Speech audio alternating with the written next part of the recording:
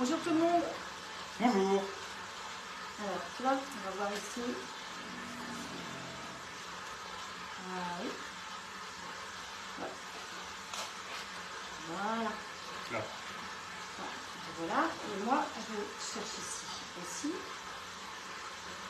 C'est là-dessus que je partage sur les groupes ou sur les murs. D'accord.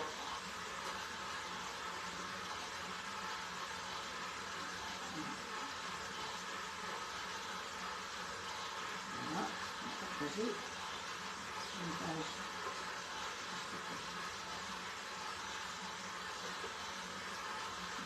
Sur les groupes.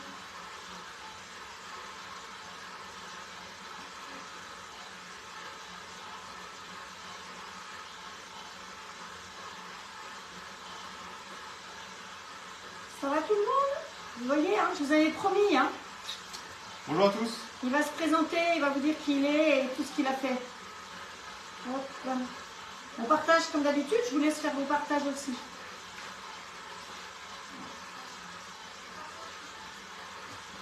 Ah oui, on s'entendait, oui. On s'entend ici, je ne sais pas. On est un peu grand, cette semaine. Je vais regarder la brioche en même temps. Donc si vous entendez un petit peu de bruit derrière, c'est normal parce que il nous a beaucoup avancé le travail déjà. Ah oui, ça pétrit, ça a pétri toute la journée. Et là, pour tout vous dire, c'est une brioche qui est en train de, une pâte à brioche qui est en train de finir de pétrir. Donc d'ici 2-3 minutes, elle devrait être bonne. Alors il pétrit avec un KitchenAid. Il est venu avec son robot, mais on fera quand même du pain avec le robot All Cook. Parce qu'on a fait un essai hier et ça marche super bien. Voilà. Allez, hop. Voilà. Et donc là, tu vois, on va voir toutes les personnes qui sont là. Top. Bonjour Estelle, Nadine, Frédéric, Sophie, Sabine, Janine. Frédéric, tu as rajouté un nom derrière toi, hein, un deuxième nom. Clac, bonjour Sylvie, Florence, une autre Sylvie, bonjour Laure. Donc bienvenue à tous et à toutes, parce qu'il y a des messieurs qui nous regardent, mais ils n'osent pas le dire. Donc il va se présenter. Je vous avais dit que je vous ferai une surprise, qu'il y aurait un boulanger, donc c'est son métier. Hein. Moi, c'est pas du tout mon métier. Il va vous donner ce qu'il a fait un peu avant aussi, parce que je trouve que c'est important de voir que dans la vie, on part, on fait des études, puis finalement, on bifurque. Hein. La preuve, j'en suis une preuve aussi. Oui. Donc, il va vous donner les tours de main. Moi, je suis là aujourd'hui que la petite main. On n'utilise pas le grill aujourd'hui, mais bon, on se retrouve normalement mercredi prochain pour le grill et le robot. Si par hasard je ne peux pas, je vous dirai. Mais vous savez que ce week-end, eh bien, j'ai d'autres occupations. Je change de statut. Donc, il faut que j'aille m'occuper de mon fils pour voir si ça se passe bien. Allez, je lui donne la parole. Michael, c'est à toi. Merci. Alors, pour une fois, là, pendant une heure, ce sera mon apprenti. Donc, je m'appelle Michael. Effectivement, comme tu l'as dit, je suis boulanger. Je n'ai pas toujours été boulanger, j'ai fait pas mal de métiers divers et variés, j'ai été ingénieur, j'ai travaillé en finance, j'ai été contrôleur aérien, j'ai fait pas mal de choses et puis il y a 3-4 ans, ça faisait déjà pas mal d'années que le pain m'intéressait et j'ai tout lâché et je suis allé me former à l'école de boulangerie de Paris pour passer un CAP de boulangerie. J'ai travaillé ensuite dans pas mal de maisons, notamment chez un MOF, un meilleur ouvrier de France à Boulogne, et dans d'autres maisons. Attends une seconde, il n'y a pas de son, il y a Frédéric qui marque sans son. Ah. Ou alors ça veut dire que pour une fois je me tais. C'est peut-être ça. Hello vous deux, on nous dit. Allez, continue. Bon, donc c'est bon, ça marche? Ouais, je pense que ça marche, sinon il y en a d'autres qui Parfait. Et donc oui, il y a 1 an et demi, je me suis lancé à mon compte avec une sorte de concept assez nouveau de boulangerie, puisque je travaille uniquement à la commande. Je travaille uniquement avec au levain, en fermentation lente, sur des produits de qualité, des farines bio, locales. Donc j'habite à l'ouest de Paris, à Suresnes exactement. Et toutes mes farines viennent de l'Eure ou de Normandie. Les minoteries, donc les meuniers, les moulins, c'est pareil, c'est vraiment dans cette zone-là. Et vraiment, j'essaye d'apporter, on va dire, un vrai lien entre le client, le consommateur et le boulanger. pour que finalement ce soit quelque chose de vivant, si l'on veut, et pas quelque chose de trop figé, où finalement on vient simplement sans trop savoir ce que l'on va prendre, sans conseil de la part de son boulanger. Voilà, donc avec une carte qui change au minimum toutes les 2 semaines, avec des pains vraiment spécifiquement du moment, de la saison, avec une personnalisation complète. Si vous voulez faire j'en sais rien, une baguette aux anchois, je vous fais une baguette aux anchois. Et le fait de travailler que à la commande, ça permet vraiment un soin apporté à tous les produits. Et également... Bravo pour ton parcours. Hein. Ah bah merci, je ne sais pas qui, mais merci Frédéric. Frédéric, et Dominique qui dit aussi la fermentation lente, ça l'intéresse. Ah bah, elle fait des super pains, Frédéric. Eh ben, on va en parler justement, puisque je travaille exclusivement comme ça. Ça a plein d'avantages et je vais vous en parler là tout à l'heure. Voilà, donc je crois que Frédéric, je te donnerai, tu pourras publier. Alors je ne suis pas sur Facebook, mais je suis plutôt sur Instagram et j'ai également un site pour les Parisiens, les Franciliens qui souhaiteraient un petit peu voir mon travail. Donc je pense que tu pourras le publier tout à l'heure. On le mettra. En tous les cas, aujourd'hui, je ne sais plus si tu l'as dit, mais on va voir 3 choses. Donc le vrai défi, on va dire, c'était de proposer quelque chose d'assez nouveau finalement, d'assez intéressant. Est-ce que c'est bon ? Bon. D'assez nouveau, d'assez intéressant, et puis voilà, quelque chose que également vous pouvez réaliser avec l'appareil, juste là. On va pas trop faire de pain classique, pas de baguette de tradition, ce genre de choses, mais voilà. Il va revenir. On verra ça, mais avec grand plaisir. En tous les cas, on va faire des choses, je pense, assez nouveaux. Alors, sans trop m'avancer, assez souvent dans les boulangeries, le pain au petit épeautre, c'est un pain classique avec de la farine de blé, et puis on saupoudre de 10% un petit peu de farine dans le grain pour avoir un petit peu de goût. Là, c'est vraiment 100% de petit épeautre. On va également voir des mini buns à burger, excellents pour un apéro. Et enfin, on va voir quelques tressages, notamment de brioche. Je me suis absolument passionné pour des tressages assez esthétiques et assez différents pour de la brioche, plutôt que de rester sur la tresse classique à 3 branches que l'on fait d'ailleurs dans les cheveux, enfin pour ceux qui en ont. Mais on va voir d'autres choses. On va le tresser. Voilà. Notre farine de petit épeautre, elle date de hier. On est allé la chercher directement chez un paysan meunier que je ne connaissais pas, que tu m'as fait découvrir. Je ne sais pas si tu veux en dire deux mots. Non, mais tu as bien discuté avec lui, donc je te laisse. Une fois, je dis rien, vous vous rendez compte ? Non, voilà, c'est un paysan meunier qui était manifestement, enfin que je ne connaissais pas, qui était absolument passionné par son métier, donc c'était très intéressant de discuter avec lui, de discuter des différentes difficultés qu'il y a pu y avoir, ou spécificités qu'il y a pu y avoir à cette récolte, la récolte de cette année, et donc quels vont être les impacts forcément sur la farine et la manière de travailler le pain ensuite. Donc c'est une farine de petit épeautre. Un petit mot très rapide. En gros, assez souvent, il y a 2 épeautres, le grand épeautre et le petit épeautre. Très fréquemment, quand vous voyez du pain à l'épeautre, ça va être du pain au grand épeautre.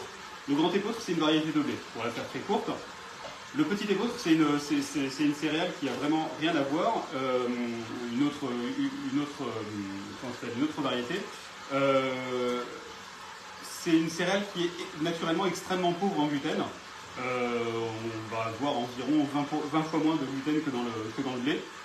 Donc forcément, ça va faire des pains qui ne vont pas avoir un énorme développement comme on pourrait avoir par exemple sur une baguette qui va vraiment gonfler. Mais par contre, c'est un pain qui est extrêmement digeste, justement parce qu'il va être appauvri en gluten et qui aura beaucoup de goût, qui sera qui aura plein de minéraux, extrêmement bon pour la santé.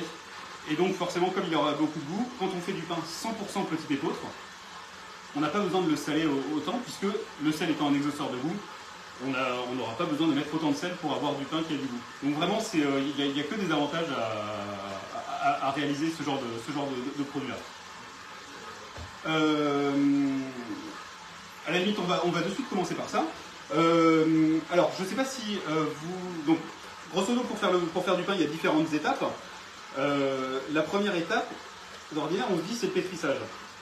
sur certaines farines, et notamment sur les farines qui sont anciennes, qui sont un peu nobles, qui sont un peu difficiles à travailler, moi j'aime bien rajouter une étape préalable qui s'appelle l'autolyse, où en fait on va faire simplement, on va uniquement mélanger la farine et l'eau, et rien d'autre, donc pas de levure, pas de sel, uniquement la farine et l'eau, et on va attendre environ 30 minutes, 1 heure, 2 heures. On est moins pressé par le temps, puisque dans la mesure où c'est vraiment une pâte qui est morte, il n'y a rien de vivant là-dedans. Et l'intérêt, principalement, c'est de détendre un petit peu, de commencer à détendre les fibres qu'il y a à l'intérieur, et de faire en sorte que la farine s'hydrate pour justement faciliter le pétrissage. Ça a un autre intérêt également, c'est qu'on va pouvoir voir un petit peu s'adapter et voir si la farine est sèche, pas sèche, il va falloir au pétrissage rajouter un petit peu d'eau ou au contraire en mettre un petit peu moins, et tout ça.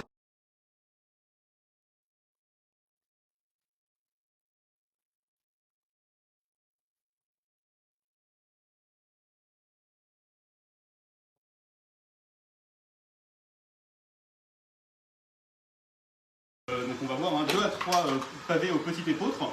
J'ai mélangé environ 300 g de farine et 200 g d'eau, donc uniquement de l'engrain, uniquement du petit épeautre. Ça c'est l'autolyse, ce que vous voyez là c'est l'autolyse. C'est ça. Et alors attends. Donc avec le couteau mélangeur, pas le couteau mélangeur, le couteau pétrisseur. Et donc là ce qu'on peut voir, là je vais prendre un peu d'eau, je vais humidifier l'eau, les mains.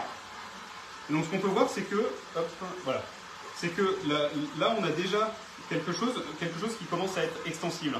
C'est-à-dire que je peux tirer dessus, et finalement le réseau de gluten commence à se faire, la pâte commence à se faire, alors qu'il n'y a pas de levure, il n'y a pas de sel, il n'y a pas tout ça. Mais voilà, la pâte commence à se faire. Là, on a simplement laissé, donc je l'ai fait il y a une petite heure. On a mélangé, alors c'est quoi, c'est en vitesse 3, c'est ça? Alors là, on a une vitesse 3. Vous savez que sur le robot, vitesse 1, c'est lentement avec des pauses. Vitesse 2, c'est lentement avec des pauses un peu moins longues. Et vitesse 3, ça tourne tout doucement, mais on continue. Donc on s'est mis vitesse 3. Voilà. Donc ça, c'était il y a une petite heure. On a laissé l'eau et la farine se mélanger tranquillement. Et on va rajouter finalement le sel qui est ici, que j'ai déjà pesé, et mon levain, puisque je travaille uniquement au levain. La totalité du levain, hop là, est ici. Et donc finalement le levain, c'est quelque chose qui remplace la levure, qui va permettre aux pâtes de lever. C'est une colonie finalement de champignons et de micro-organismes assez complexe, différent justement de la levure où on n'aura qu'une seule variété de champignons. Ça a plein d'avantages, et je pense que beaucoup de gens qui sont au courant de tout ça, si vous voulez que j'en dise un mot à la limite, dites-le moi. En tous les cas, pour le pétrissage, je vais mélanger donc justement mon levain, j'en ai mis 75 grammes, et du sel, donc sur 300 grammes de farine, j'en ai mis 4 grammes, 4,5, quelque chose comme ça. On n'a pas besoin d'en mettre autant que d'habitude, que sur du pain par exemple, que sur du pain blanc. Justement parce que la farine, dans la mesure où on fait 100% de petits épeautres, c'est un pain qui aura déjà beaucoup de goût et pas besoin d'en mettre de le saler. C'est une farine qui est un peu jaune, parce que c'est une farine un peu grasse. C'est ça, Hop là, absolument. Hop. Bah tiens, je te laisse le... Alors, comment on a du levain? Il y a quelqu'un qui demande comment tu fais ton levain. Alors, excellente question. En gros, le levain, c'est tout simple. C'est un peu comme une mer de vinaigre. Tu avais le sel aussi dedans? J'ai mis le sel. J'ai tout mis, c'est bon, tu peux lancer. Pas plus d'eau, plus rien? On va voir justement s'il faut rajouter. En gros, le levain, c'est comme une mer de vinaigre. Donc, il y a deux solutions. Ou bien on demande à quelqu'un qui a déjà une souche de levain de nous en prêter un petit peu. C'est ce qu'il va faire, il va m'en donner. Ou alors on le fabrique soi-même, c'est un peu plus long et fastidieux. On va simplement mélanger de la farine, alors la farine la plus bio possible. Typiquement, il y a certaines farines, dont notamment une marque très connue de farine qui a un prénom féminin, que je ne citerai pas, qui parfois sur certaines farines blanches, qui a une tendance à mettre de la javel dans la farine pour la rendre la plus blanche possible. Là, forcément, vous imaginez bien qu'avec de la javel, les organismes ne vont pas spécialement se développer. Et donc, on va mélanger, par exemple, 25 g de farine, 25 g d'eau, le couvrir, donc mettre ça dans un cul de poule, couvrir ça avec un torchon et attendre. Le lendemain, on fait la même chose, 25 grammes d'eau, 25 grammes de farine, etc. On continue comme ça. On pourra le mettre par écrit si vous voulez. Bien sûr. Et au bout d'un moment, on va s'apercevoir que ce mélange d'eau et de farine va commencer à vivre et donc va gonfler, puis revenir, gonfler, puis revenir. Il y aura un certain rythme, et tout simplement parce qu'il y a des bactéries bénéfiques qui vont se développer à l'intérieur. Et au bout d'une dizaine de jours, on aura un levain qui sera prêt et que l'on pourra utiliser. J'ai mis vitesse 3, 6 minutes. Excellent. En gros, l'idée, c'est que là, on va pétrir le petit épeautre. On va pétrir. Il est plus bruyant l'autre que celui-là. Hein. Celui-là. Tiens, attends, c'est bon, ça commence à se prendre. Oui, c'est de la pâte à brioche, ça met un certain temps. Surtout qu'on a mis pas mal de beurre. Et donc, on n'entend pas? Je sais pas. Si, ça doit être bon. Si, ça va. Bon. Donc voilà. Bon. Dites-nous, le son, c'est bon? Est-ce que le son vous convient? Maintenant que l'autre il est arrêté, ça doit être quand même mieux. S'il y avait eu des soucis de son, ça aurait déjà été dit. Bonjour Frédéric, je regarde en replay. Continue. Oui. Donc en gros, l'idée là du pétrissage du petit épeautre, c'est majoritairement de pétrir de manière douce au début. On n'a pas besoin, c'est pas un pain qui va avoir de toute façon un énorme développement, comme j'ai dit, comme des baguettes, ce genre de choses. Donc on n'a pas besoin de le pétrir vite, vraiment de rajouter un travail mécanique. On a simplement besoin de le mélanger et de toute manière, la majorité du simili-pétrissage va se faire en fermentation lente au frigo. On verra ça tout à l'heure. Donc vitesse 3, 5-6 minutes, ça suffira très bien. Vous l'entendez pas, mais il tourne. T'as 49 personnes qui te regardent en direct là. Formidable. Hop. Plein de gens que je ne connais pas qui sont arrivés. Merci pour toutes les personnes que vous avez invitées. C'est super. Hop. Et voilà. Merci Sylvie pour les proportions du levain. C'est sympa. Donc pendant qu'il tourne, ce que je vous propose, c'est de voir un petit peu deux autres choses que l'on a travaillées. J'ai déjà pétri hier une pâte à brioche que l'on va sortir et je vais vous montrer les tressages. Et également une pâte à buns. On va commencer par la brioche et comme ça on va préfaçonner les. Je remets pas de l'œuf sur les buns? Tout à l'heure. Ouais. On attend. On a du son, apparemment le son est bon. Ça devait être au début. Il y a ça devait être au début, oui. Donc, hop là. Voilà, là j'ai sorti. Alors, ça c'est génial. Hein. C'est saladier avec le couvercle, c'est top. Vous avez vu la pâte? Impressionnant, hein? Elle est pleine de bulles. Oui. Donc ça c'est une pâte à brioche, hop, qu'on a pétri hier. J'ai appris à faire ça. On va voir ça tout à l'heure d'ailleurs. On aura besoin. Hop là. Ça c'est une pâte à brioche. Donc en gros c'est une pâte assez riche, entre guillemets une pâte à pain avec de la farine de gruau. Dans laquelle on a incorporé des œufs évidemment et surtout pas mal de beurre juste pour le goût majoritairement. La farine de gruau, tu peux peut-être expliquer ce que c'est? Oui, alors en gros la farine de gruau c'est de la farine, en fait la farine de gruau, le gruau c'est du lait. Simplement que par habitude, la farine assez blanche, très blanche, donc de la T45 ou de la T55, on va appeler ça de la farine de gruau.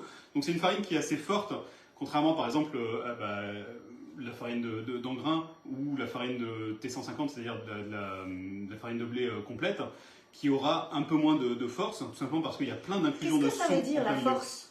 Alors la force, c'est... est-ce que tu vois... Moi, je connais celle-là de force. Hein. Un pain complet, par exemple, quand il va avoir une certaine taille, quand tu vas le mettre au four, il va un petit peu gonfler. Quand tu vas prendre une baguette, par exemple, voire une baguette blanche, ça va être un tout petit boudin, et quand tu vas la mettre au four, elle va cracher énormément. Et tout simplement parce que les gaz de fermentation à l'intérieur, donc les gaz qui sont rejetés par la levure, à la chaleur, il va y en avoir encore plus, ils vont se dilater, et ça, il faut que la pâte que l'on a fabriquée soit assez forte, finalement, tout le réseau de gluten que l'on a fabriqué soit assez à la fois élastique et assez fort pour retenir les gaz. Donc, force, c'est en relation avec le gluten. Tout à fait, oui, absolument. D'ailleurs, c'est la raison pour laquelle, dans le petit épeautre, qui ne contient pas extrêmement peu de gluten, bah, justement la farine est assez faible. Et d'ailleurs, on va voir qu'il y aura un développement qui sera justement assez faible. Et donc ça ne fait pas des pains, bah, typiquement ça ne fait pas des pains avec des gros trous à l'intérieur. Ça va faire des pains avec des petites alvéoles à l'intérieur. Donc ça... J'ai coupé la chic. T'as coupé là? Je t'ai coupé la chic. Hop, hop, voilà. Donc on reprend, on va prendre notre balance.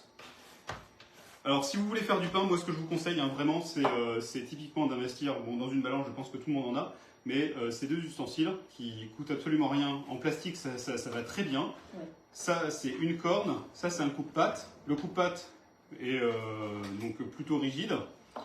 Et la corne, c'est quelque chose qui remplace, on va dire, la main et qui est beaucoup plus flexible. Et finalement, voilà, on passe son temps à manipuler la pâte. Beaucoup sont équipés de cornes parce que je l'utilise pour plein de choses.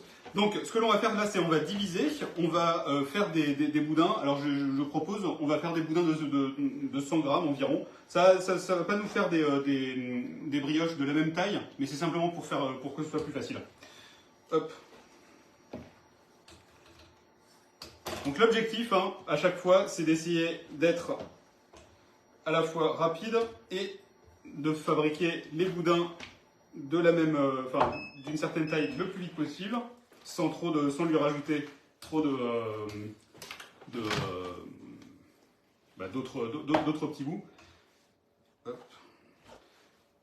Vas-y, pendant que je continue, tu veux parler tu veux leur montrer ça? Voilà, donc ça c'est la première partie pétrissage, mais on en fait une deuxième derrière, plus rapide.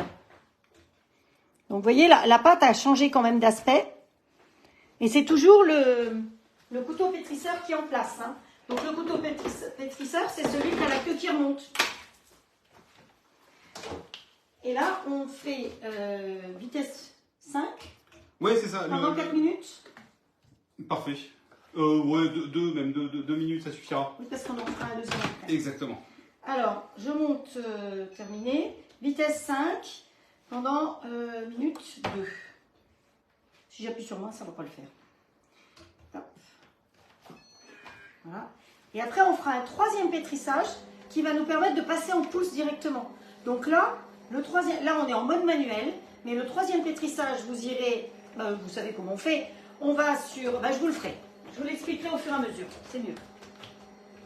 Hop. Et Marianne, elle est sage, notre Frédéric, aujourd'hui. Ouais, j'ai mis le tablier, je suis le commis aujourd'hui. J'ai rarement eu des apprentis aussi sages. Enlève le pichet, d'accord.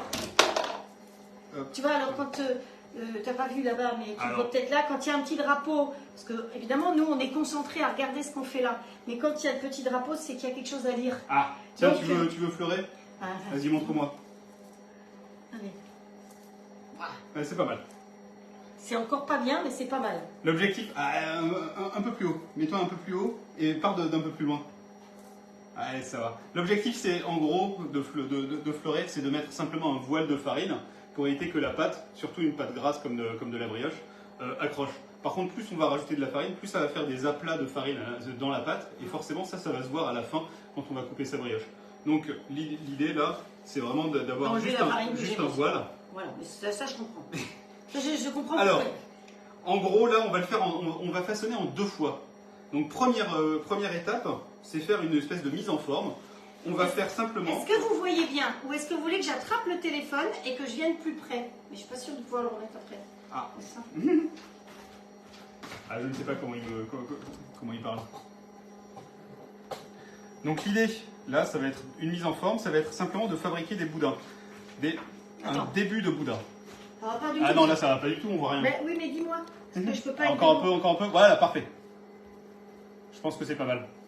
C'est bon là? Après, c'est à eux de dire, mais je pense que c'est pas mal. Ouais. Tu vois tes mains? Moi, je vois mes mains. On voit bien. Parfait. Nous dit Estelle. Donc, l'idée là, c'est de commencer à faire de commencer à façonner. En fait, l'objectif, c'est qu'on va après avoir des boudins qui vont faire 40, 50, 60 cm, voire 1 mètre, un peu plus grand. Et ça, on ne peut pas le faire en une seule fois. Il faut laisser toujours le temps de détendre la pâte. Si on choque la pâte, elle va se déchirer. Je vais vous montrer d'ailleurs exprès quelque chose qu'il ne faut pas faire. Je vais prendre ma pâte, là, hop là. Et par exemple, je vais lui forcer un petit peu, en étant un peu bourrin, je vais l'étirer. Et je vais vous montrer ce que ça donne. Voilà, ça donne ça. Au pire, on la déchire complètement. Donc là, forcément, pour ressouder, ça va se voir. Mais même sans ça, alors je ne sais pas si on va le voir, mais grosso modo, ici, c'est lisse.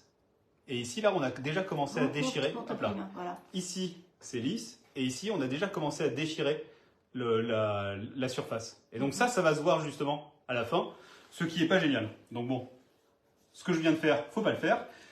C'est ça qui est compliqué. Il faut parfois faire preuve, on va dire, d'un petit peu de force pour forcer la pâte à aller là où on veut.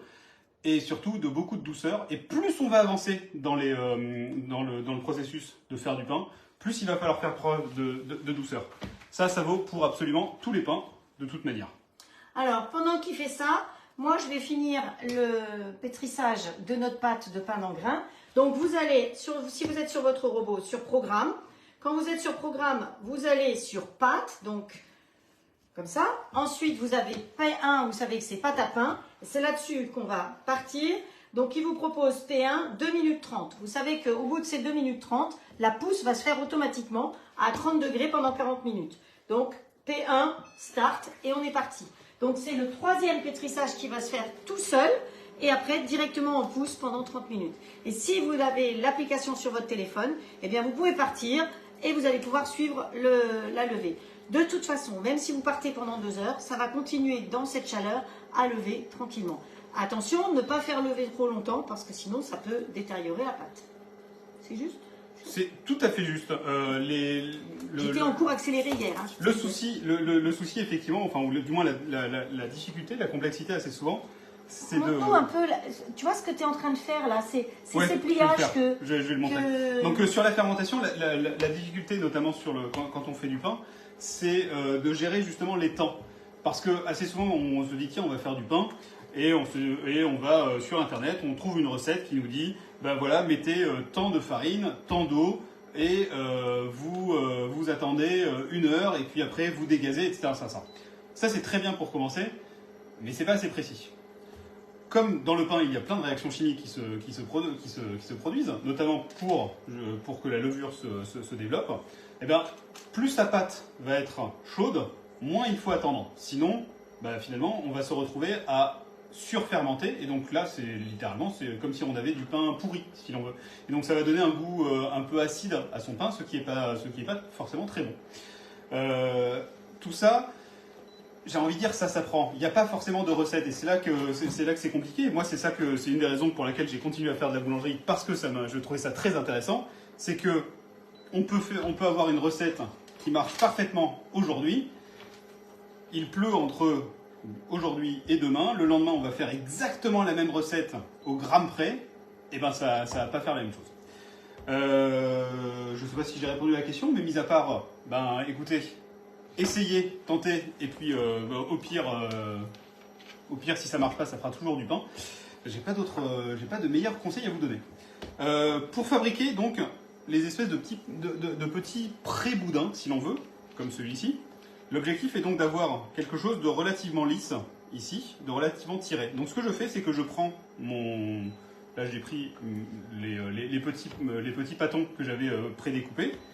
Je le prends et je vais ramener les extérieurs à l'intérieur, comme ça, hop, et je vais venir souder. Faire une soudure, une clé ici, et en fait ça va me permettre, en serrant, en venant avec mes doigts, en reculant, en reculant, ça va venir adhérer, on va dire, au plan de travail, et donc ça va étirer la périphérie, et donc ça va permettre d'avoir quelque chose de bien lisse, de bien étiré sur le dessus. Alors je vais essayer d'en faire 13. 5 et 5 et 3. Et après j'en ferai 2 autres. Je vais faire ça.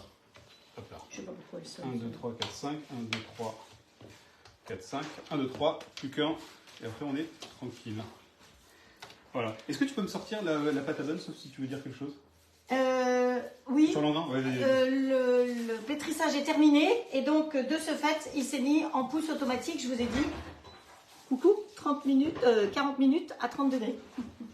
Voilà. Hop. C'est bon. C'est bon. Voilà, donc l'idée sur l'engrain, en gros, c'est on va commencer pour vous donner toute la suite du processus, parce que de toute façon après on n'en parle plus. On va commencer par le faire lever une première fois à température ambiante, un petit peu plus chaud justement, mais un petit peu plus chaud à 30 degrés, pour que le levain commence vraiment à se développer à l'intérieur de la pâte. Une fois qu'on aura fait ça, on va regarder un petit peu ce que ça donne.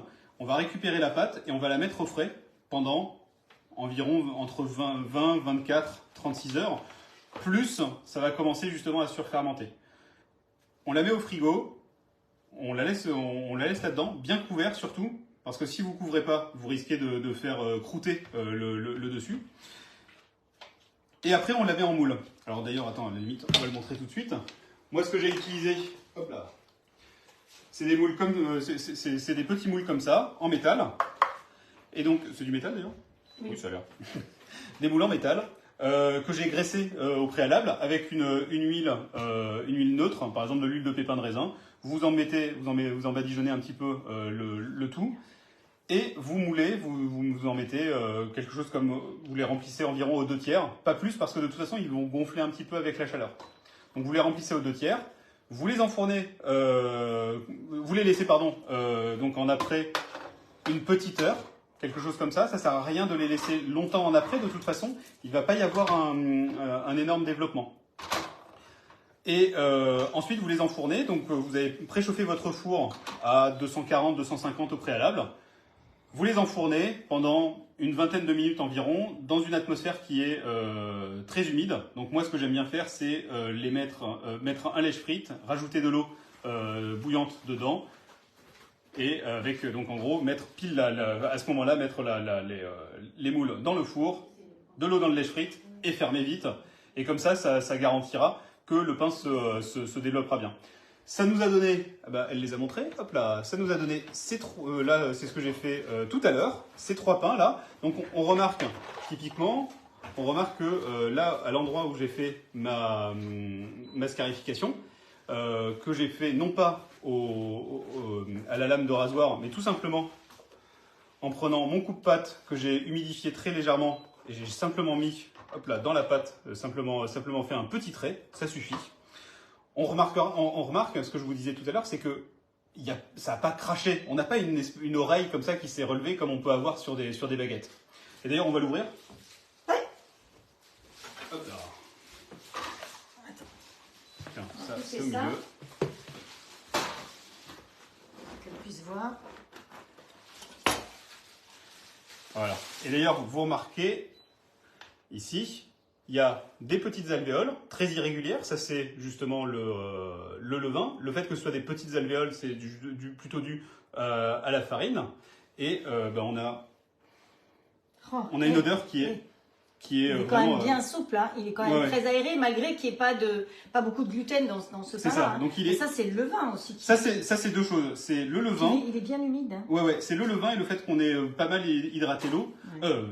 Hydraté la farine, hydraté la pâte. Et le fait qu'on moule les pains, ça permet vraiment finalement d'avoir très très peu de façonnage. On prend vraiment une corne, on mouille la corne, on met ça en moule et ça suffit, on n'a même pas besoin de se salir les mains.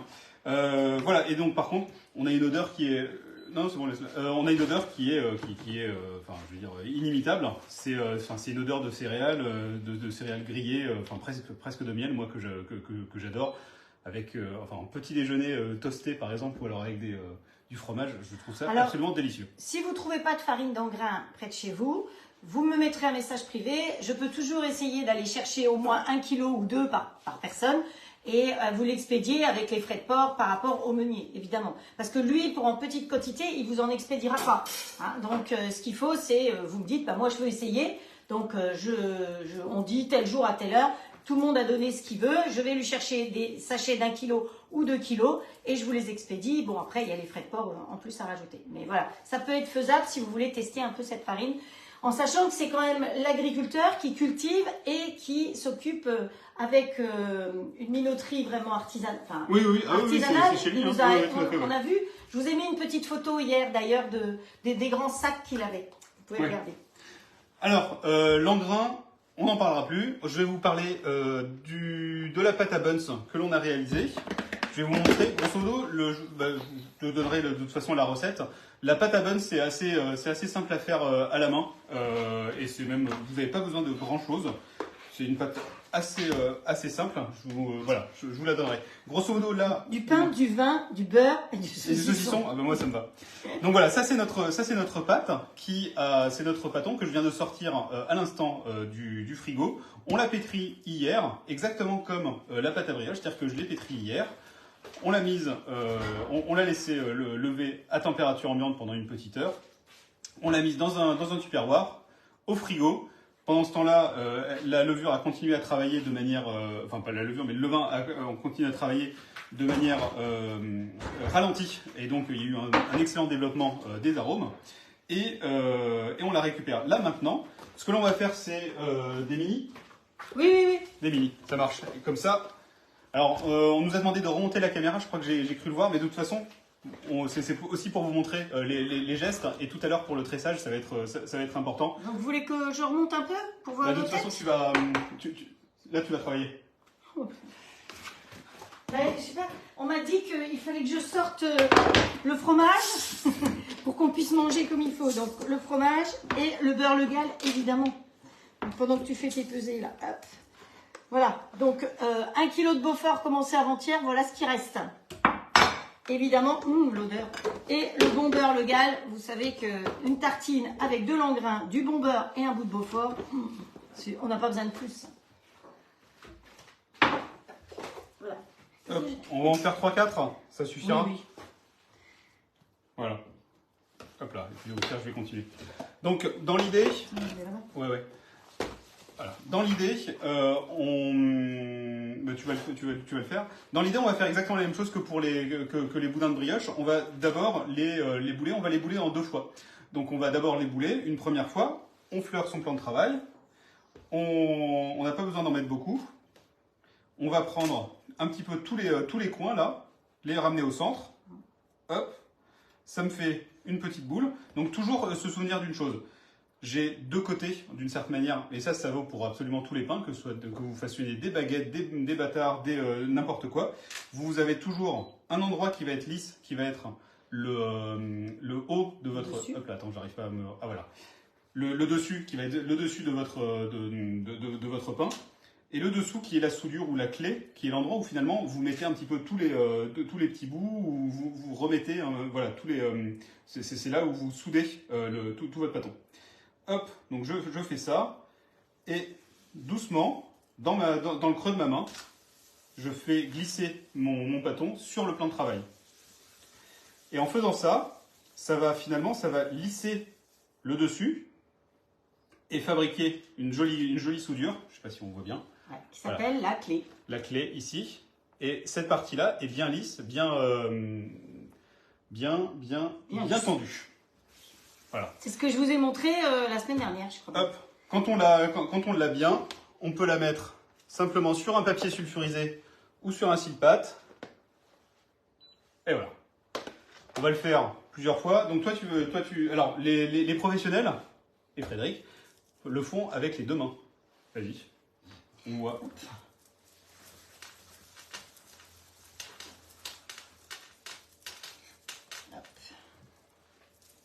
Elle est où ta farine que je m'entraîne? Je vais trop loin. Plus vif. Je suis pas assez rapide. Allez, ça ira. Allez, les 2 mains. Oh bon, les 2 mains. Hop. Alors moi, j'ai pas tout à fait la même technique que lui. Je boule d'abord en écrasant bien la pâte, comme je vous avais montré. Et après, effectivement, je la mets... Elle colle plus, celle-là.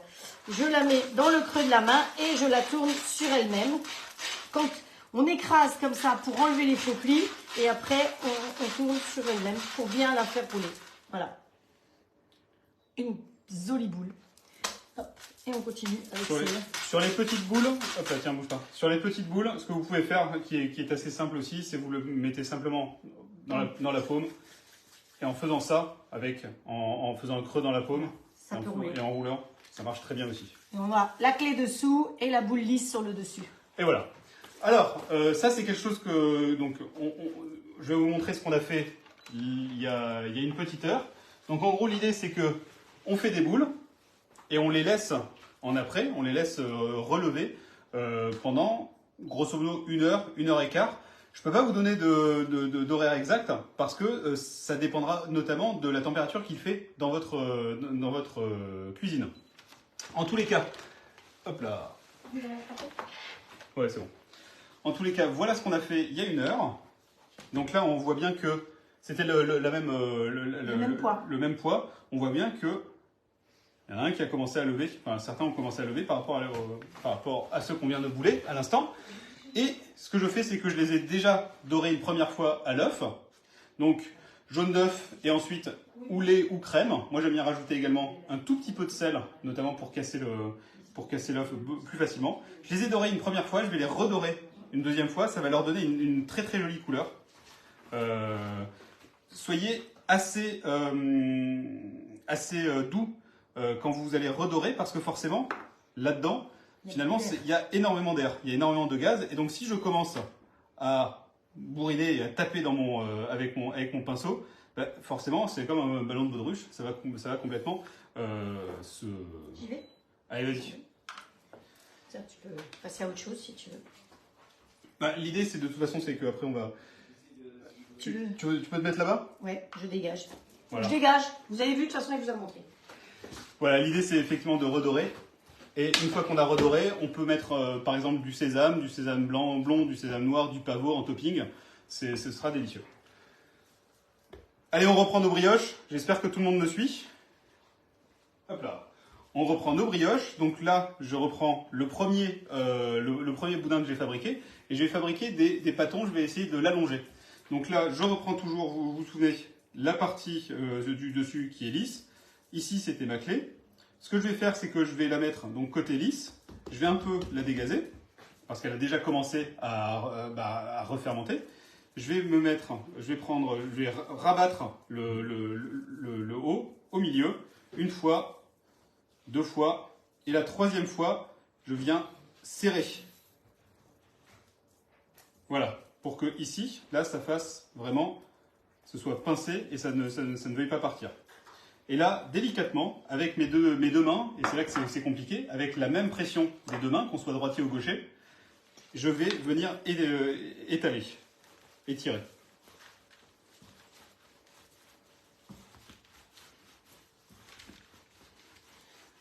Mon geste, c'est je commence au centre et je vais vers les extérieurs. Et quand j'arrive, je le fais avec donc les quatre doigts, et quand j'arrive au bout, je continue. Presque comme si j'avais envie de continuer, même s'il n'y avait plus rien, il n'y avait plus de pâton. Si à un moment on sent que la pâte n'a plus envie, et que même si on force, elle revient, c'est pas grave. Il ne faut jamais brusquer sa pâte. On la prend, on la met devant soi, et on passe à l'autre, et on revient dans 5 minutes. Tu veux montrer? Allez. Hop. Les petits buns à burger avec du sésame blond, du sésame noir. On va les mettre au four. On les enfourne pour... Alors là, ils sont petits, donc environ, on va dire 12-15 minutes à 180 degrés. Voilà, c'est bon. Donc on a préchauffé notre four. On n'a pas besoin, merci. On n'a pas besoin de mettre de l'eau de toute façon. L'eau, la vapeur d'eau va majoritairement contribuer à la formation de la croûte. Là, c'est pas du tout ce qu'on a envie de faire. Mets-les pendant 12 minutes. J'avoue que je ne connais pas ton four, donc... Moi, avec le mien, je le connaîtrai. Allez, on reprend. Donc, je vous ai dit, la partie lisse ici, la clé qui est sur le dessus, je dégaze tranquillement, je prends le sommet, je viens le ramener délicatement au milieu, je le fais une première fois, une deuxième fois, et sur la 3e fois, hop, je pince.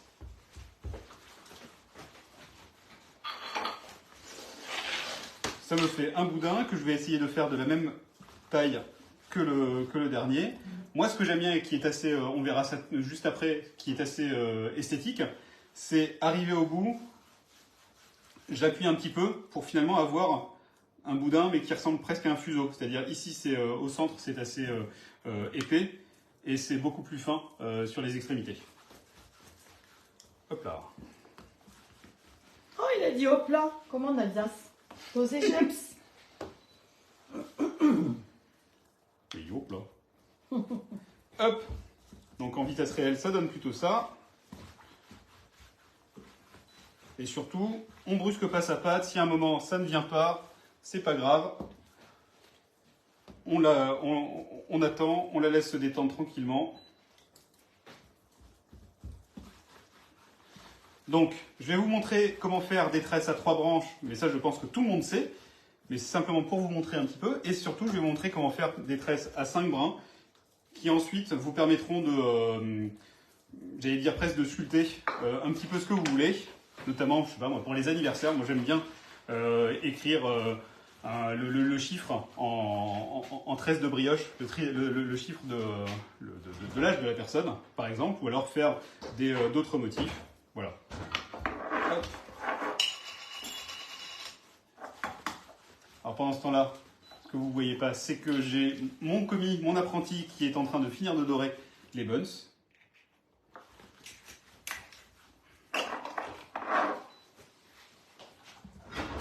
L'apprenti, c'est moi. Hein. Mais si vous saviez comme il se passe des choses dans cette maison, partout, à tous les étages. Ça peint, ça pétrit, ça colle. Franchement, ça va être une super belle fête.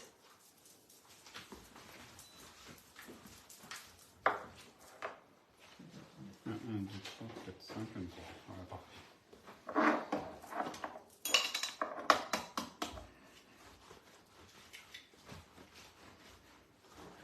Et on va faire des meringues, Voilà. parce qu'il va y avoir du blanc. Ah ouais. Hop là. 1, 2, 3. Il n'y a pas de meringues pour manger du soir. 3, 4, 5. Voilà. Alors sur la brioche, hein, on évite de rajouter de la farine au cas où, si on a une petite balayette spécialement pour, voilà, pour le pain, pour l'alimentaire, on n'hésite pas à enlever l'excédent de farine. Ce sera toujours beaucoup plus joli. Alors là, je vais essayer de voir. Hop là, si on voit bien mes 3 brins. On voit bien mes 3 brins. On voit bien mes 3 brins. Ici, j'ai 3 brins qui sont de la même taille, de la même longueur, grosso modo. Je vais prendre un brin extérieur. Donc là, c'est mon brin droit. Je vais le faire passer au-dessus. Donc là, maintenant, le brin qui était à droite se retrouve au milieu. Maintenant, le brin gauche, je le refais passer au-dessus, qui se retrouve au milieu. Le brin droit au-dessus, le brin gauche au-dessus, le brin droit au-dessus, le brin gauche au-dessus, etc., etc. Et je vais vraiment jusqu'au bout. Jusqu'au bout, quitte à tirer un petit peu. Hop. En fonction du résultat que vous voulez, ou bien vous serrez énormément, ou alors vous laissez un petit peu lâche. Parce qu'en fait, ce qui va se passer, c'est que là, on va laisser la brioche relever pendant environ 2 heures, 2 heures et demie. Et donc forcément, tous ces petits trous-là vont se combler. Si vous ne laissez pas de place, Ça va être trop serré. ça va être trop serré. Et donc en fait, les brins vont un petit peu se bagarrer pour avoir la place. Et ça va déchirer. Ça a un intérêt esthétique. Après, ça dépend un petit peu ce que vous voulez. Si vous voulez quelque chose qui, au contraire, qu'on voit encore tous les brins bien nets, ou si au contraire vous voulez quelque chose qui se déchire avec, on voit un petit peu la dorure qui est que d'un seul côté et presque la mie qui est de l'autre. Ça dépend, c'est vous qui voyez. En tous les cas, on fait la même chose. C'est vous qui voyez. De l'autre côté, voilà, on le fait jusqu'au bout. Hop. Quand on arrive là, moi ce que j'aime bien faire, c'est les deux brins de part et d'autre. Hop, les écraser un petit peu, les remettre derrière. Et comme ça, je suis sûr que ma brioche va rester comme ça. Des deux côtés. Elle est belle des deux côtés. Hop, je la mets là. Voilà, merci. Je la mets là sur un silpat. Je vais dorer une première fois. Exactement comme les buns. Dorer une première fois à l'œuf, filmer ou du moins recouvrir pendant qu'elle va lever. Elle va lever pendant environ 2 heures et demie. Et dans 2 heures et demie, redorer et mettre au four. Je continue à dorer. Hop là. On va prendre là maintenant les 5 brins, puisque j'en ai fait, hop là, j'en ai fait 5. Je leur donne simplement un petit, je les étire encore un petit peu, simplement pour qu'ils aient tous la même taille et qu'ils soient bien lisses. Toujours cette forme entre guillemets de fuseau. Voilà. Alors, 1, 2, 3, 4 et 5. Celui-là est un peu trop petit. 1, 2, 3, 4, 5. Hop. Donc ce que je vais faire, c'est que je vais d'abord, pour que ce soit plus simple, je vais d'abord réunir les 5 ici, les 5 brins. Voilà. Voilà, comme ça ils ne bougeront plus. Alors là maintenant il va falloir me suivre. Je ne sais pas si vous voyez bien. Ici, on a donc le brin tout à droite. Je le prends et je l'amène en deuxième position. Le brin tout à gauche, je lui fais sauter 2 brins. Donc je l'amène ici au milieu. Et ensuite, ces 2 brins-là, je les intervertis. Et on recommence. Ce brin-là, je l'amène ici, en deuxième position. Ce brin-là, je l'amène ici. Et ensuite, ces 2-là, je les intervertis. Et vous savez quoi? Je vous mets au défi de le refaire. Et on va vous donner une date. Et finalement, vous allez m'envoyer les photos et il va les noter. Et ben, vous gagnerez quelque chose, évidemment. Ça vous tente? Comme ça, de toute façon, la vidéo, vous l'avez. Donc, vous allez pouvoir refaire facilement. Et on verra bien ce que vous avez gagné. Vous savez bien qu'on gagne toujours des choses. Et on va jusqu'au bout, on va jusqu'au bout, on va jusqu'au bout. Hop là. On prend les deux parties, les deux bouts, 1 et 2. On les ferme. Et voilà, ça nous fait une brioche tressée à 5 brins. Et contrairement à... Tiens, je vais la... Hop là. Contrairement à la brioche à 3 brins, celle-là est beaucoup plus haute. Alors, je ne sais pas si on va le voir à la caméra. Celle-là est plus haute, monte un petit peu plus. Voilà.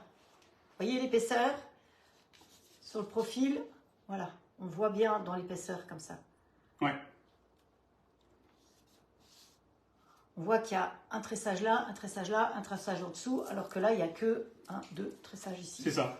La tresse à 3 brins comme ça, voilà, aura tendance à être un peu plus plate. Ça peut être intéressant, hein, mais voilà, on a ça. Alors personnellement, pour mes examens et même quand je me suis entraîné majoritairement sur des Scooby-Doo, sur de la pâte à modeler. Parce que l'avantage, c'est que la pâte à modeler, c'est que déjà si on se rate, bah, c'est pas grave. Ou de la pâte à sel. Mais l'avantage, c'est que si on se rate, c'est pas grave. Et puis surtout, on peut les colorier. On a des pâtes colorées. Et donc comme ça, on se trompe pas. On se dit, bon alors, le bleu, il va là, le bleu... Voilà. Hop, je vais vous remontrer une autre... cette technique-là. 1, 2, 3, 4, 5. Hop, on va refaire ces boudins. Et il n'a pas fait comme ça, il a fait comme ça. Hein. Hop, on va refaire les boudins. Clac. Elles vont être perturbées parce qu'elles n'ont pas entendu le coucou. Bah, il est où le coucou? Eh ben, il a pas sonné le coucou. Ah, il a pas sonné le coucou. Parce que ce matin, Thibaut travaillait dans la cuisine. Il faisait un call avec des Japonais. Et donc, le coucou, c'était pas top. Donc, j'ai coupé la chic au coucou. Mais il faut que je remette la chic. Parce que sinon, elle ne va pas être contente.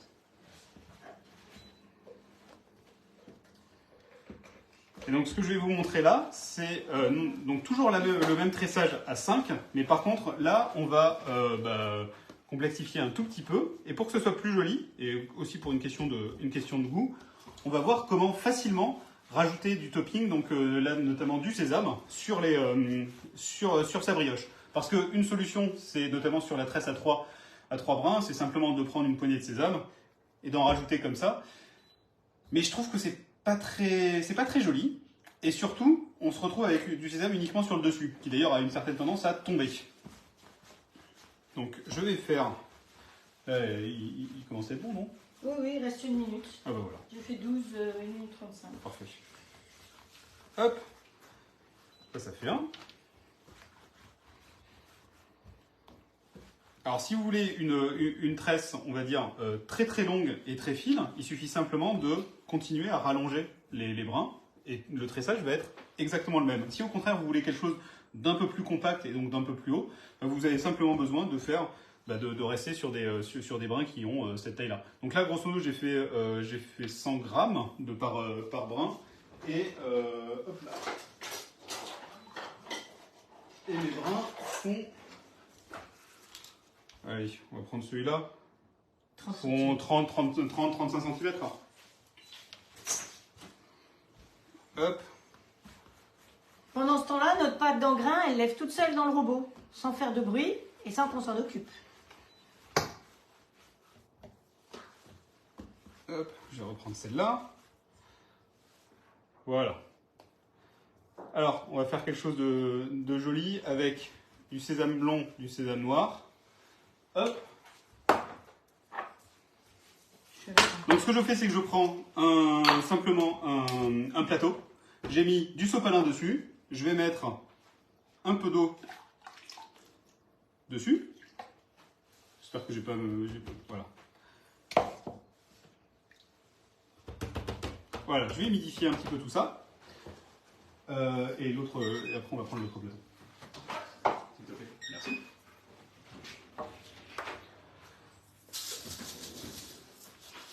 J'ai pris un autre plateau dans lequel j'ai mis du sésame blond. Et ce que je vais faire, c'est que je vais prendre un des boudins, je l'humidifie rapidement et je le plonge dans celui du sésame. Et le fait qu'il soit légèrement humidifié va faire que finalement mon sésame va adhérer au boudin. Ils sont pas top, les buns, sortis du four à l'instant. Donc 12 minutes de cuisson sur la toile sile-pâte. Et t'as une grille pour les faire recuire après? Une grille? Bah oui. Voilà.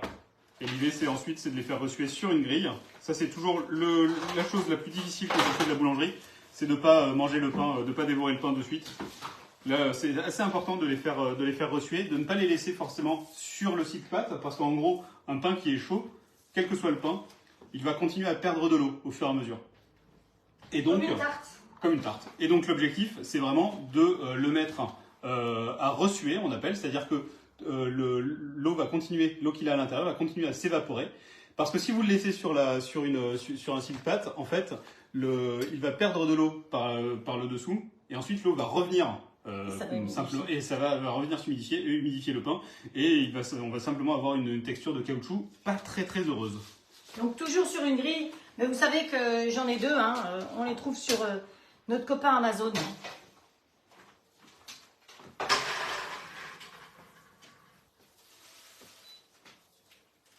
Hop. Là, je voulais mettre du sésame noir. Tiens. Ah bah parfait. Hop là. On va en mettre une seule. Ce sera très bien. Hop. Et voilà. Là, elle voit pas. Là, elle voit pas. C'est mon premier live. Je débute. Tu te débrouilles drôlement bien. Mais tu vois, comme 1 heure, ça passe vite. Ça fait déjà 1h10. Ça fait déjà 1h10. De toute façon, là, je m'arrête. Non. Je crois qu'elles accepteront sans problème de rester. Et voilà. Et donc là, ce que je vais faire, c'est simplement reprendre les 5 boudins, les mettre un petit peu dans l'ordre. Hop. Voilà. Alors, bon, j'ai pas été très très régulier. On va dire que c'est le stress du direct. Du premier direct. Voilà. Et voilà. Donc, je sais pas si vous voyez bien. Oui. J'en ai fait une par exemple. Nature, sésame blond, sésame noir, sésame blond, nature. Et je fais la même chose. Donc, je lis un petit peu tout ça. Celui-là va venir ici. Celui-là va venir ici. Et ces deux-là se croisent. Celui-là va venir ici. Donc en gros, celui de droite en saute 3. Ah, c'est l'opposé. Elle te voit à l'envers. Ah, elle me voit à l'opposé. Bon, bah, je vais. Celui de. Bah, alors, ça va être pour moi. Parce que de toute façon, au plus tard, après, vous intervertissez. Celui de gauche en saute 2 et on intervertit. Celui de droite en saute 3. Celui de gauche en saute 2 et on intervertit. Et on bah, c'est 3, 2, 1. De toute façon, c'est facile. Hein. Et on est. Ah! Bah, il fait chaud dans la cuisine, je peux vous dire. Hop là, un, clac, clac, clac. Et jusqu'au bout, jusqu'au bout, jusqu'au bout. Hop. Et voilà. On soude. Alors, on on la met en va dessous. la mettre aussi sur une scie-pâte. Mais, vous voyez que c'est une scie-pâte macaron. Donc, la scie-pâte macaron ne sert qu'à faire des macarons. Donc, on va mettre de l'autre côté. D'accord? La scie-pâte macaron ne sert qu'à faire des macarons. Et voilà. Et donc là, on a quelque chose d'assez esthétique, puisque il faut s'imaginer que quand ça va sortir du four, les parties blanches de la brioche seront beaucoup plus dorées, un petit peu comme les buns qu'on a vu tout à l'heure. Mais par contre, on verra effectivement cette alternance entre le sésame blond, le sésame noir, et on va dire que rien du tout. Et surtout, avec cette méthode-là, où on va humidifier la totalité du pâton. Donc on va mettre la totalité du pâton dans le topping, dans le sésame par exemple. Ben, on en aura vraiment un peu partout. Et donc typiquement du sésame, il y en aura là-dessous. Et comme c'est... tiens, hop là, il y en aura là-dessous. Et comme c'est un tressage, ben, finalement on verra, enfin on sentira on va couper dans la tranche, il y en aura partout. Du sésame un peu partout. Donc on verra ça de toute façon d'ici. Alors quand on aura fait les cuissons, ce qu'on fera, c'est que en sortant du four tout à l'heure, les différentes cuissons, on fera un mini live. Comme ça, voilà, quand on sortira à peu près, on va les cuire en même temps. Oui, oui, oui. Donc on les sortira en même temps et on vous fera un mini live. Si vous êtes en train de dormir, c'est pas grave, vous les aurez, et ils seront en direct de toute façon. Eh ben, écoute, pour moi, c'est à peu près tout ce que je voulais vous montrer. Est-ce que tu veux revoir remettre la caméra. Voilà. Alors, tu vas me dire parce que moi je vois pas comme je suis derrière.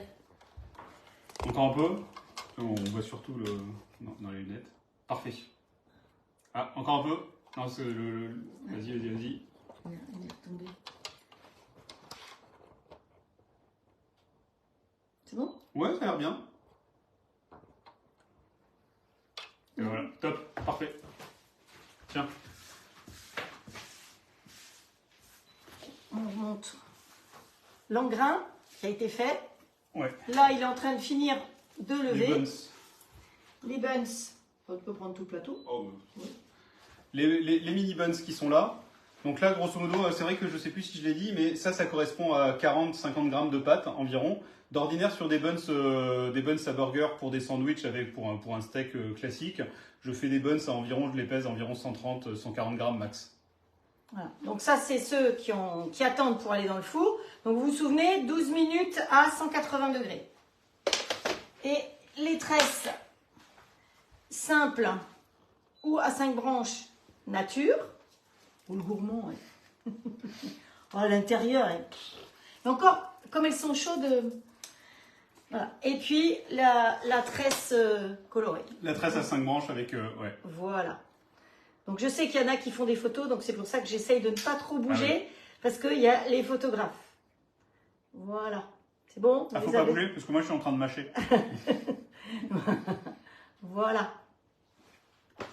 Bah, écoutez, j'espère que ce live spécifique boulangerie, grâce à Michael, vous a plu. Vous pouvez le partager largement, vous pouvez inviter du monde. On va mettre ses coordonnées, comme ça si vous avez envie, si vous êtes en région parisienne, vous pouvez toujours lui rendre visite et lui commander des bonnes choses, parce qu'il nous a fait du pain au chocolat, il nous a fait du pain de seigle, il fait plein de choses et il a plein d'idées. Donc franchement, contactez-le si vous avez envie et vous allez vous régaler. Voilà. Il a pas besoin de faire de la publicité dans des encarts journaux, parce que finalement le bouche à l'oreille, il n'y a que ça qui marche. Voilà. En tout cas, nous, on se régale. Et je le remercie tout plein. Je suis ravi. D'ailleurs, on va faire tout à l'heure, là, on va couper la caméra et puis on va s'attaquer à de la pâte à croissant. Donc, croissant, pain au chocolat, pain au raisin, pain suisse, etc. Voilà. Je vois, il est où exactement? À Suresnes. À Suresnes. Donc, à l'ouest de Paris. Et non seulement je propose des pains, que ce soit à venir chercher ou en livraison. Et je propose également des cours d'initiation ou de perfectionnement directement ou chez moi ou dans votre cuisine. Et donc l'énorme avantage, c'est que plutôt que d'aller dans une cuisine professionnelle. Regarde les cœurs que tu reçois. Oh là là, non mais attendez, c'est fou. Et donc voilà, oui, plutôt que d'aller dans une cuisine professionnelle, l'idée c'est de venir vraiment dans une cuisine de particulier et de montrer qu'on peut faire de l'excellent pain comme ça.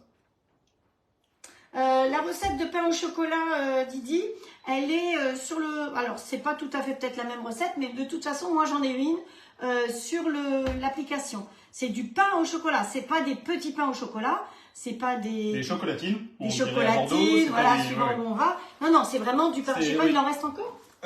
Il me semble que oui, dans le sac là, il me semble qu'il en reste un. C'est un pain au cacao, donc avec vraiment une base de baguette de tradition, avec une pâte de cacao à l'intérieur et des pépites de chocolat. Voilà, donc ça c'est voilà, on dirait qu'il est trop cuit, mais absolument pas. C'est vraiment une pâte de cacao. Et, tu peux le couper au milieu. Ah je peux le couper au milieu. Comme ça, vous verrez. Hop là. Hop là. Ça se moque. Hein. Avec des morceaux dedans de chocolat. Ouais, avec des morceaux dedans de chocolat, des inclusions et la pâte de cacao. Donc si ça vous a plu, vous me dites, et puis je le fais revenir.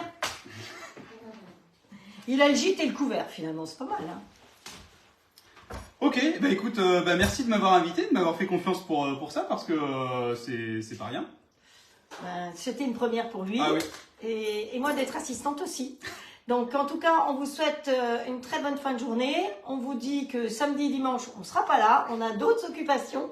Et normalement, je reviens mercredi prochain, mais comme j'ai la maison encore pleine de monde mercredi prochain, je vous mettrai un petit message pour vous dire si oui ou non on fait un live, parce que la semaine prochaine, c'est pas un boulanger que j'ai, mais c'est une pâtissière que j'ai à la maison. Donc peut-être qu'elle sera de cœur pour vous montrer des beaux gâteaux.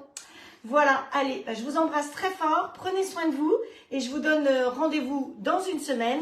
Et d'ici là, faites de jolies recettes. Ciao, ciao tout le monde. À bientôt.